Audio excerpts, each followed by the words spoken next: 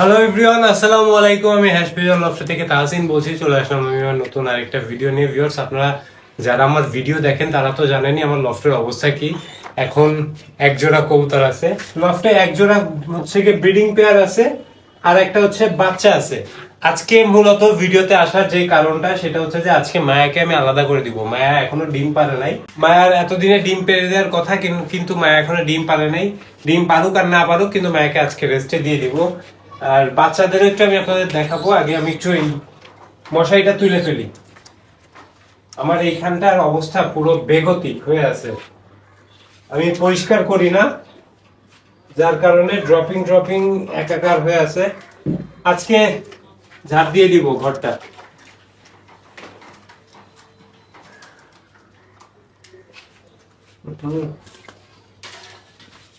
অবস্থা পুরো বেগতিক। আল্লাহ, দেখেন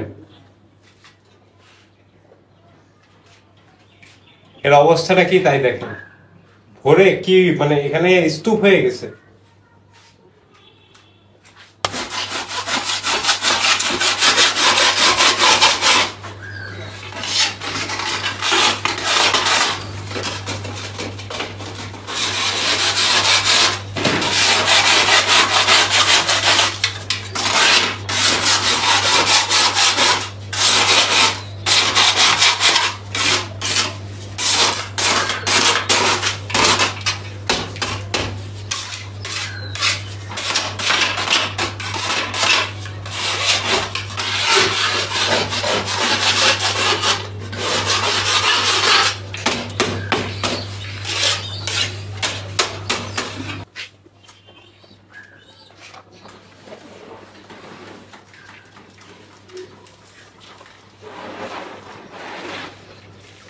সাইডের গুলোতে ধান ফুটাই কি হয় আমি তো তাই বুঝি না।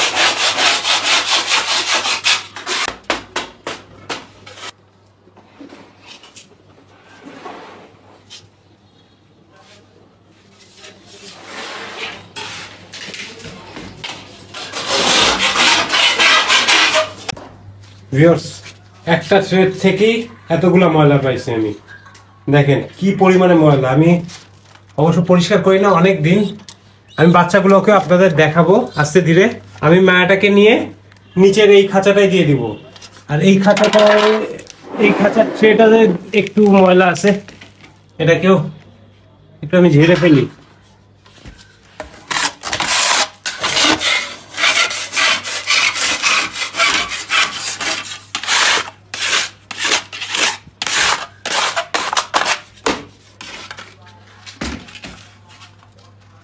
কমপ্লিট।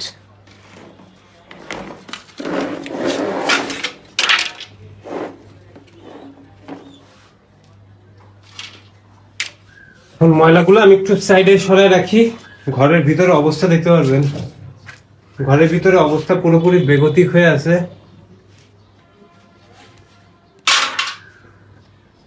আমি বাইরে কাজ করতেছিলাম, এই যে হচ্ছে ঝাড়ু। ভিডিও দিব কি, এদিকে কাজ করতে করতেই সময় কেটে যায়। আর এদের হচ্ছে কি আমি এই টাইমটায়, এখন তো দুপুর না, প্রায় বিকাল হয়ে আসতেছে, এই টাইমটা এদের খাবারটা দিয়ে আমি আমার কাজ করতে থাকি। খাবার আর পানি দিয়ে দিই, তো ভিডিও আর করা হয় না। সেই জন্য আস্তে আস্তে আশা করি আবারও কন্টিনিউ ভিডিও আসবে। লফটের অবস্থাও ভালো হবে। এগুলো আমি ঝাড় দিয়ে একটু সাইডে সরাই নিচ্ছি এই কারণে, কারণ মায়া যদি ডানা ঝাপটায় পুরো এই যে যেই ময়লাগুলো আছে সারা ঘর ছিটাবে। এজন্য আমি একটু ঝাড় দিয়ে সাইডে সরাই নিচ্ছি।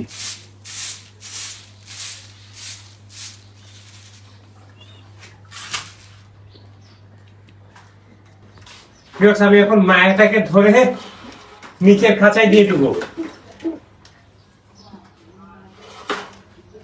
এই যে হচ্ছে মায়া।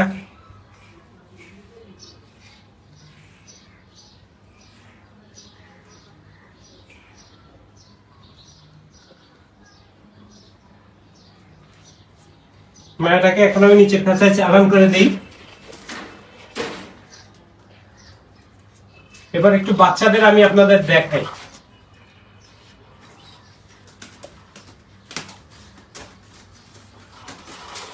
বাবা ধরা যায় না, প্রচুর অ্যাক্টিভ।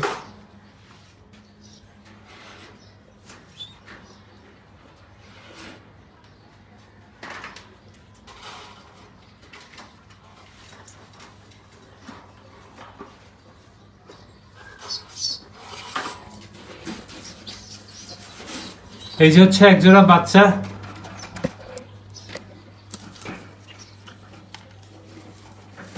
হয়তো ভালোভাবে বোঝা যাচ্ছে না।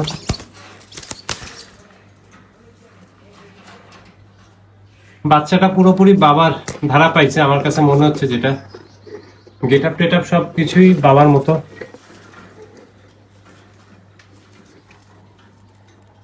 এই যে হচ্ছে একজোড়া বাচ্চা। এখন যেই কাজটা করব আমার কাছে মনে হচ্ছে সেটা হচ্ছে যে এই যে সামনের কবুতরটা আপনারা দেখতে পাচ্ছেন, এটা হয়তোবা মদ্দা হতে পারে আর পিছনে একটা মায়া হতে পারে, কারণ সামনেরটা কিন্তু সাইজ মাশাআল্লাহ বেশ ভালো। আমি এখন যেটা করব, এই যে সামনের যে বড় কবুতরটা আছে বাচ্চা, এই সামনের বাচ্চাটাকে আমি হচ্ছে গিয়ে মদ্দার কাছে দিয়ে দিব, আর এই যে ছোট বাচ্চাটা আছে এই ছোট বাচ্চাটাকে মায়ের কাছে দিয়ে দিব। একটু বাচ্চাদের ধরি, এটাকে আমি দিয়ে দিব হচ্ছে গিয়ে মদ্দার কাছে।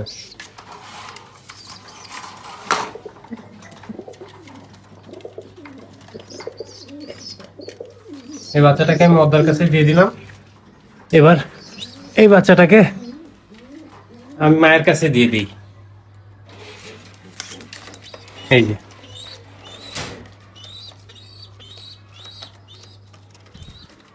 এখন মায়ের এখানে এদের দাঁড়ানোর জন্য তো এটা আছে,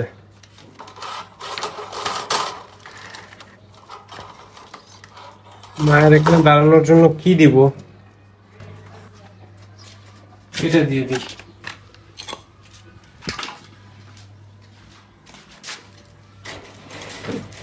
তাই মায়েরা দাঁড়াক। আর যে কাজটা করব, এই যে মাঝখানে ট্রেটা আছে, ট্রেটা আমি এত দূর পর্যন্ত বের করে দিব। এই যে এরকম থাকলে যেই জিনিসটা হবে, ওরা যখন খাবার খাবে তখন কিন্তু একজন আরেকজনকে দেখতে পারবে না।